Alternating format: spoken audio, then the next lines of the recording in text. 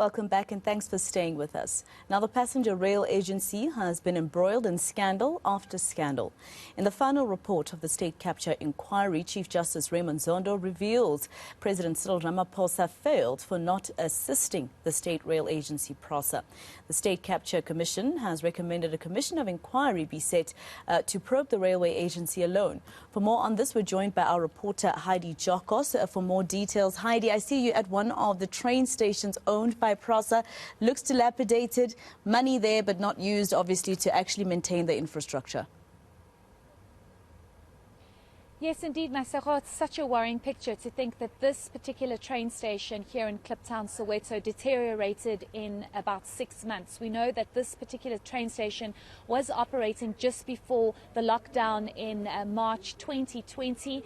And according to community members, in just 6 months, it was completely vandalized and destroyed. I'm going to ask my colleague Mohammed to just show you. We know that there is a rehabilitation program currently underway. So we know that they are trying to sort out, but what you are seeing now is a whole railway line that has been completely destroyed, and we suspect it could have possibly been stolen. Of course, this particular area has not been maintained. You can see the grass is very long. It's not being maintained or kept up to what it's supposed to look like. We are going to just take a walk just to show you how it looks like, Masejo. This was once a train station that provided a transport service to hundreds here in Soweto, and it's just completely dilapidated. I'm going to ask my colleague to just show you to my right. You can see Kliptown. This is the train station, but there's nothing left. I mean, Maseko, you have bricks that have been stolen. The roof structure, any kind of steel or metal has also been completely ripped out and stolen. Of course, as I mentioned, the grass very long because it just seems as though nobody's keeping up with this. But it's shocking to see that this was once state of the art and now it's completely broken, stolen. It's not functioning the way it should.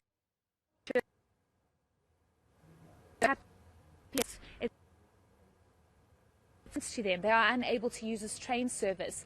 We do know that Prasa is in the process of rehabilitating, but Masejo, this is going to cost billions, and it's going to take some time for them to do so. I remember I had done an interview with the spokesperson of Prasa, and we had said, you know, fixing Prasa, and they used the word, no, it's rehabilitation, but I think more than rehabilitation needs to be done here to sort out this particular train station.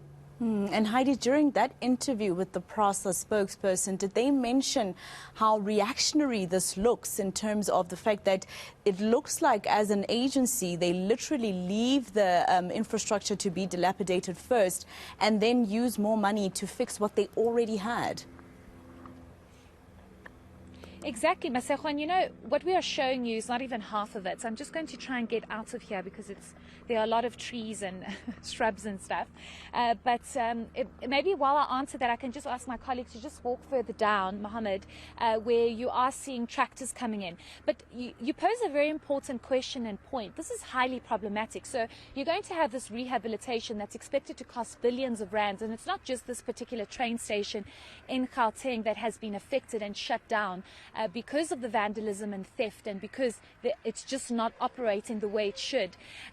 So what happens, you rehabilitate it, you pump millions in, billions in, you have billions spent on security because you need security because there's constant vandalism and theft, and then there's a possible risk of this happening again and again. There is 2 informal settlements, what they call chicken farm, on both the left and the right-hand side of this train station. And there has been concern that a lot of these community members come in and then vandalize and steal. And there's lots of questions about whether or not there's sabotage that's at play here, because why would you not want this train station to function and to operate? You know, Masejo, when we walked in, we were at the entrance and absolutely everything is gone. Jobs have been lost. There was a dry cleaning service. There was another small business that was operating there. It's all completely gone. Everything has been vandalized, broken, stolen.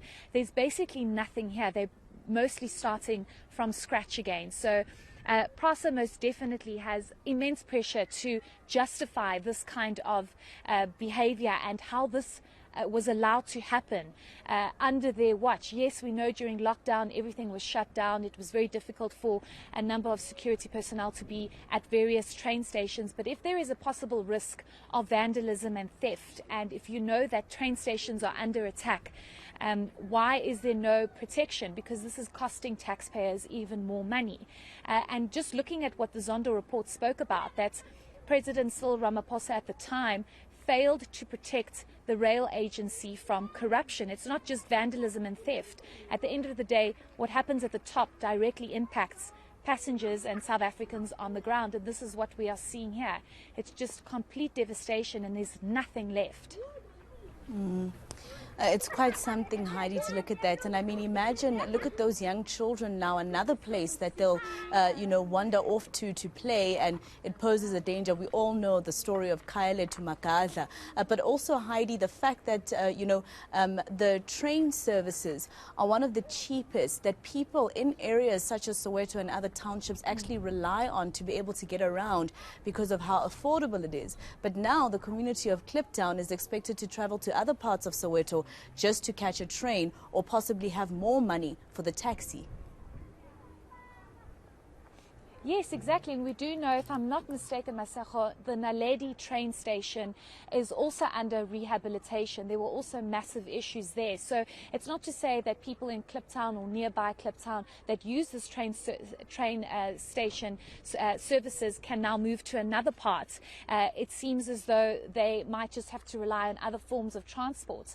But just looking at these visuals, Masego, you cannot even see what was going on here because there's just grass and shrubs everywhere. So this just shows you what exactly is going on. People have been suffering. People have been struggling without this train service. We are going to speak to community members a little later on, but they have indicated, they've said, we grew up here. We use these trains. We use these trains to get to various places as young kids. We used it to go to school, and there's absolutely nothing left. So this provided a massive service to hundreds, if not thousands, of people in Soweto.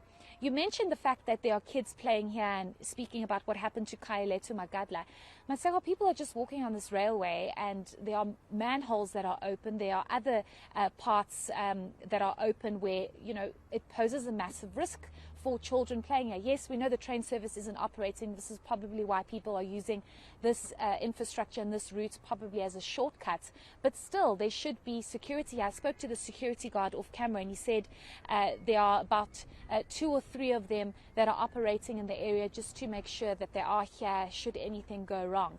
But the visuals Mohammed is showing you now, the rehabilitation is currently underway, and it's probably going to take longer than Prasa is expecting to sort this out and to perhaps make it a functional train station once again to provide the necessary transport service to thousands in Soweto. All right, Heidi Giokos, thank you very much for that report in Kliptown and Soweto. It's a vicious cycle, isn't it, to look at the fact that it looks like Prasa just let its own infrastructure, be destroyed by people who, for instance, they'll blame for the, destroying of infrastructure such as the stealing of cables, etc. Now they have to go and employ another, they have to have another tender process to employ another company to be able to clean it up and fix everything, whereas they could have just had security around there to make sure that none of their infrastructure actually becomes damaged in the first place.